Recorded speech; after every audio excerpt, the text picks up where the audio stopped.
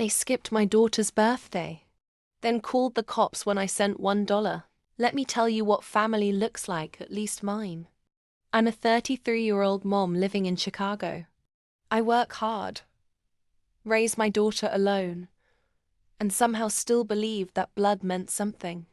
Silly me. My daughter turned 5 last month.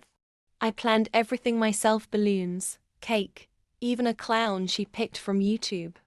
I sent out invites to my whole family. Guess how many showed up? 0. No texts, no calls, not even a card. I brushed it off for her sake. I told her, "They're just busy, sweetheart." But inside, I was done. Or so I thought. 2 weeks later, I get a group message from my mom. No greeting, no explanation, just a demand. "We need $1,850 for your sister's Sweet 16 party." Everyone is contributing. My sister, the same girl who posted Instagram stories from a spa the day of my daughter's party. They didn't show up for my kid, but expected me to help fund a luxury bash for theirs.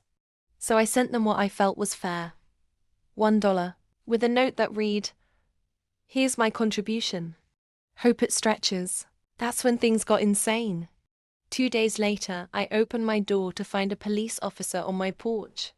Apparently, my parents had filed a complaint. Said I was withholding owed money from a family agreement and intentionally causing emotional distress. You read that right, emotional distress. Over a Sweet 16. I laughed so hard I nearly invited the officer in for coffee. But here's the kicker. Legally, they didn't have a leg to stand on. There was no contract, no obligation, just toxic entitlement. But I wasn't just going to walk away. I dug into the event planner's name. Yep, they'd already booked a whole venue. Called the company and anonymously informed them the card on file was under dispute and possibly used without the cardholder's full consent. Payment was paused. Venue? Cancelled. Turns out, they were depending on my $1,850 to finalize the deposit. No money, no party. My sister went ballistic. My mom threatened to cut me off, as if she hadn't already. And I took my daughter to the aquarium and bought her the biggest stuffed octopus I could find. Here's the twist, though. A week later, I got a call from a reporter. Apparently, someone tipped off a local parenting blog about the Sweet 16 that turned sour, complete with receipts, texts, screenshots, and audio from my sister cursing me out. The story went viral. Not only did my family look petty and cruel, but people started sending gifts to my daughter, real ones, from real strangers.